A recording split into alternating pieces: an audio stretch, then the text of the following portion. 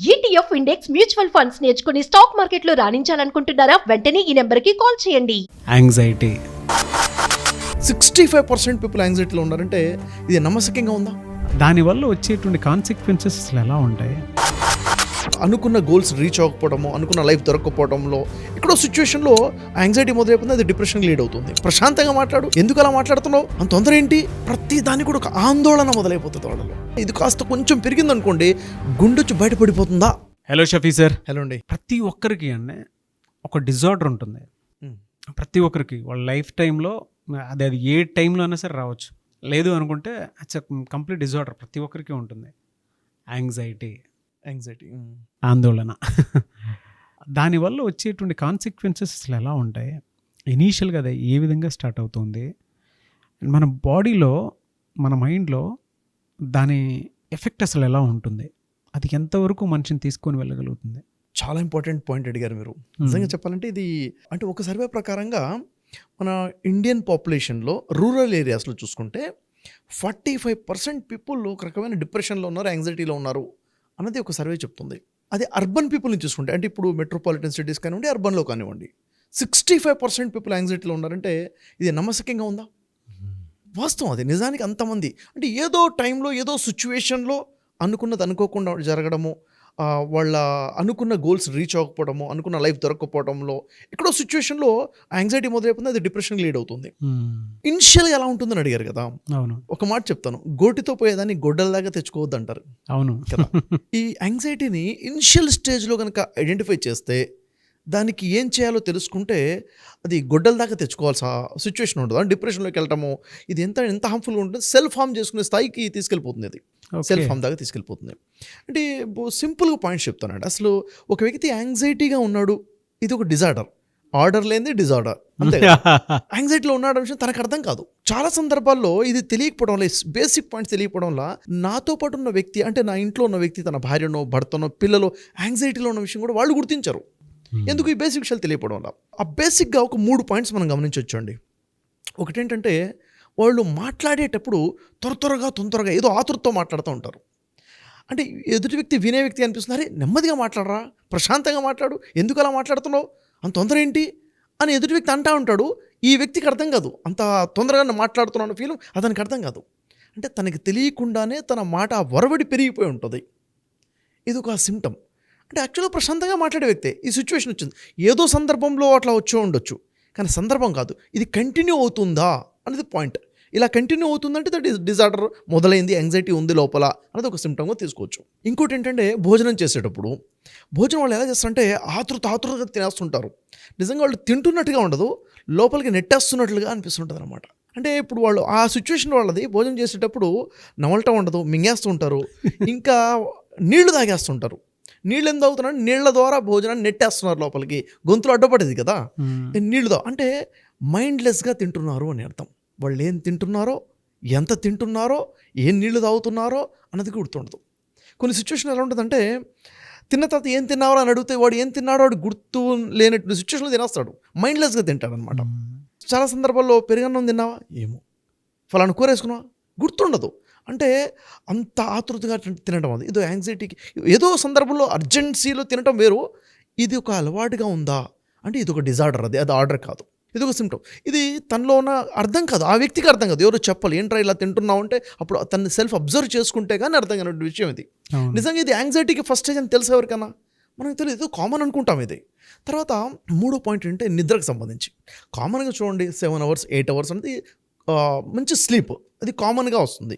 కానీ వీళ్ళు ఒక 4 గంటలు పడుకునేసరికి చాలా కష్టంగా 4 గంటలు 5 గంటలు, అది కూడా చాలా కష్టపడి పడుకుంటూ ఉంటారు, నిద్రపోతూ ఉంటారు.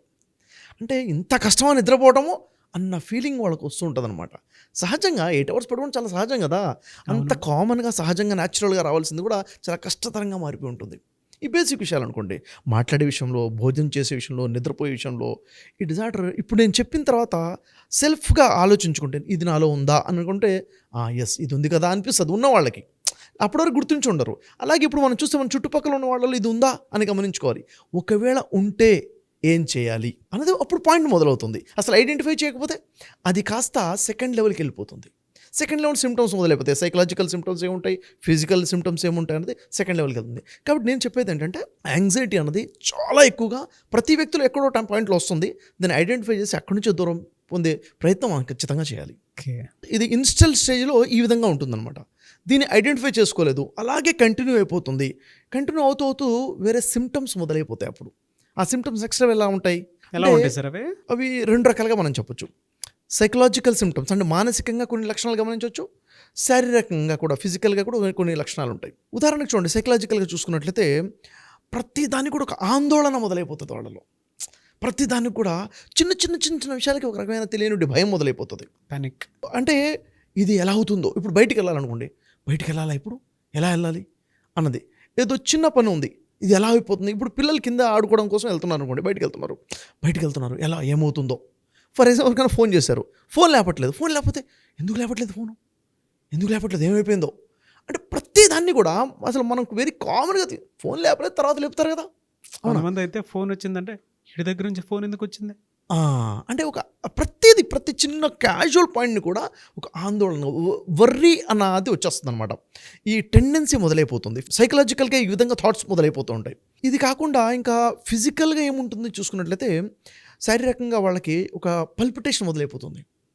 అంటే హార్ట్ బీట్ పెరిగిపోయి ఉంటుంది. ఇది కాస్త గుండె దడ అంటారు కదా, ఇది కాస్త కొంచెం పెరిగిందనుకోండి, గుండె వచ్చి బయటపడిపోతుందా అన్నట్టుగా అనిపిస్తుంది వాళ్ళకి. అంటే వాళ్ళ సౌండ్ వాళ్ళకి వినిపిస్తుంటుంది, గుండె దడ. ఇది ఎందుకు వచ్చింది? యాంగ్జైటీ నుంచి వచ్చింది. యాంగ్జైటీ ఒక ఫీలింగ్, ఆ వర్రీనెస్ పెరగడం వల్ల అది ఒక ఇంపాక్ట్ ఫిజికల్గా వచ్చేసింది, చూసారా. ఆ తర్వాత స్వెట్ వచ్చేస్తుంది, ఇది ఒక సిమ్టమ్. ఎందుకు స్వెట్ వస్తుంది? యాంగ్జైటీ వల్ల స్వెట్ వస్తుంది. ఇదే కాకుండా వాళ్ళ కాళ్ళు చేతులు ఇలా షివరింగ్ మొదలవుతూ ఉంటుంది. ఒక రకమైన గుండె దడ, భయం మొదలై ఉంటుంది. ఇంకా ఫిజికల్గా చూసుకున్నట్లయితే వాళ్ళ కడుపు మొత్తం అప్సెట్ అయి ఉంటుంది. మాటిమాటికి మోషన్ వెళ్ళాల్సిన సిచ్యువేషన్, మాటిమాటికి యూరిన్కి వెళ్ళాల్సిన సిచ్యువేషన్ వచ్చి ఉంటుంది. ఇవన్నీ ఒక సిమ్టమ్స్ అనమాట. అసలు విపరీతంగా హెడేక్ వస్తుంది, ఇంకా ఇరిటేషన్ మొదలైపోయి ఉంటుంది. అంటే కొంతమందికి ఫిజికల్ సిమ్టమ్స్ కనపడవచ్చు, కొంతమందికి సైకలాజికల్ సిమ్టమ్స్ కనపడవచ్చు, కొంతమందికి రెండు కలిపి ఉండొచ్చు కూడాను.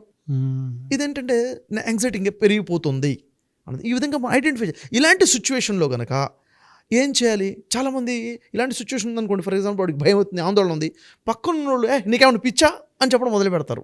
అవును. ఒకసారి 2 సార్లు వింటారు, 3ఓసారి కూడా ఇంత అబ్నార్మల్గా ఉన్నాడు, నీకేమైనా పిచ్చా అని చెప్పి చెప్పడం మొదలుపెట్టిన తర్వాత ఇంకా ఇరిటేషన్ పెరిగిపోతుంది. అవును. అంటే దాన్ని ఎలా డీల్ చేయాలో పక్కన ఉన్న వాళ్ళకి తెలియదు. వాడు యాక్టింగ్ చేస్తున్నాడు, వాడు ఓవర్ చేస్తున్నాడు అన్న ఫీలింగ్ కూడా. వైఫ్ అండ్ హస్బెండ్ అనుకోండి, ఇంకా గొడవలు మొదలైపోతాయి. అక్కడ నుంచి ఆ గొడవల్లో ఇంకా యాంగ్జైటీ పెరిగిపోతుంది.